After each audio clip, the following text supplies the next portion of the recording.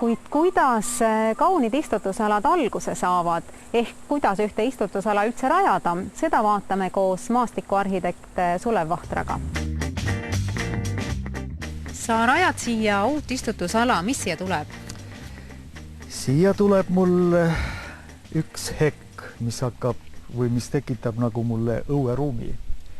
Ja selle kraavi ma olen nüüd siin 2 nädalat tagasi nagu mullakamara teistpidi keeranud.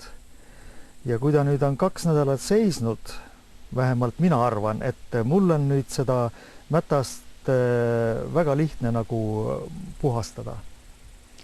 Mis saab peale mätta äravõtmist?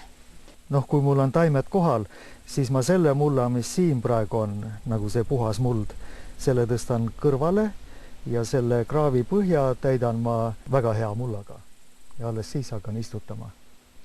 Istutad ära ja siis paned selle kõrval ja oleva mulla. selle kõrval oleva mulla ma panen pärast peale.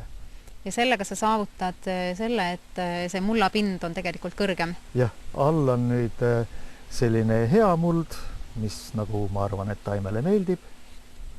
Peal on see kohalik muld. Jah. Milliseid tööriistu sa kasutad? Kaevan ma labidaga, eks, ja praegu on mul siin käes üks selline istutuskühvel, aga sellega on väga hea seda mätast lõhkuda. Siin on praegu hästi näha, mis siin on toimunud.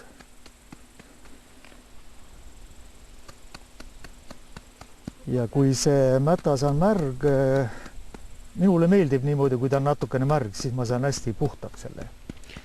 Mingi osa juurt jääb siia sisse, mis sa sellega teed? Otsin ülesse. Kaevad läbi? Jaa. Tuhnin praegu läbi ta.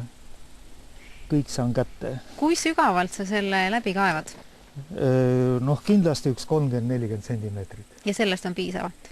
Jah, sellepärast, et heki kraav peakski olema tegelikult üks 30-40 sentimeetrit lai ja ma arvan, 30-40 ka sügav. Ja mis saab nüüd peale seda läbikaevamist? Praegu, jah? Just. Ta jääb nüüd mõneks ajaks seisma.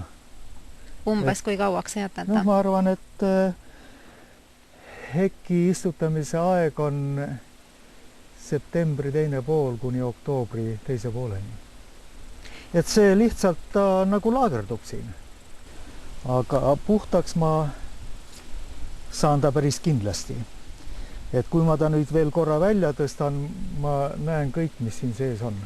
Kas sa oled kõik oma istutusalad sama meetodi alusel rajanud? Ausalt öeldes kõik.